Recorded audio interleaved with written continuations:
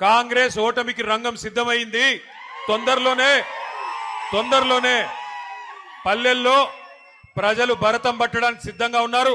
తొందరలో కార్పొరేషన్లో కూడా అదే జరగబోతోంది, మున్సిపాలిటీలో కూడా అదే జరగబోతోంది. తప్పకుండా మళ్ళీ ఈ క్వార్టర్ ఫైనల్స్ లో మంచి ఫలితాలే వచ్చినాయి. సెమీఫైనల్ రాబోతోంది. ఆ తర్వాత ఫైనల్లో మాత్రం తిరిగి ఖచ్చితంగా ఖమ్మం జిల్లాలో ఈసారి 7 నుంచి 8 స్థానాలు గెలుచుకొని మళ్ళీ కేసీఆర్ గారు ముఖ్యమంత్రి కాబోతా ఉన్నారని చెప్పి పెద్దలు ఉపేందర్ రెడ్డి గారు చెప్తా ఉన్నారు. ఇది నా మాటో మీ మాటో కాదు. అక్కడి నుంచి ఇక్కడి దాకా వస్తూ ఉంటే ప్రజల స్పందన, ప్రజల హావభావాలు, వారి మాటలు ఇవన్నీ కూడా వింటా వచ్చినాను. మధ్యలో ఒక దగ్గర కొద్దిసేపు టీ తాగుదామని ఆగినాం. అక్కడ పాలేరు నియోజకవర్గం ఎంటర్ అయిన తర్వాత ఆ టోల్ గేట్కి యువతల కొద్దిసేపు ఆగినాం. ఆగితే 2-3 రైతన్నలు వచ్చారు. వచ్చి వాళ్ళ గోడు చెప్పుకుంటున్నారు పాలేరు వాళ్ళు.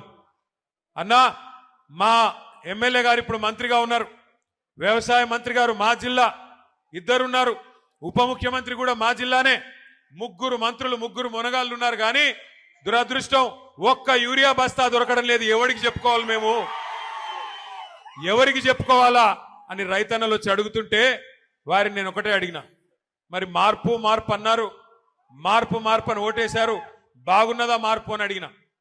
అంటే ఏం చెప్పాలన్నా, సరే జరిగింది. పాలిచ్చే గేదెని వద్దనుకుని తన్నే దున్నపోతుని తెచ్చుకున్నాము, తప్పదు కదా, అనుభవించక తప్పదు కదా అని చెప్పారు. రైతులు కూడా బాధపడతా ఉన్నారు. ఇవాళ నేను స్పష్టంగా చూస్తా ఉన్నా, ఖమ్మం ప్రజల్లో ఒక కాంగ్రెస్ పార్టీ మీద తీవ్రమైన వ్యతిరేకత, తీవ్రమైన కోపం కనబడతా ఉంది.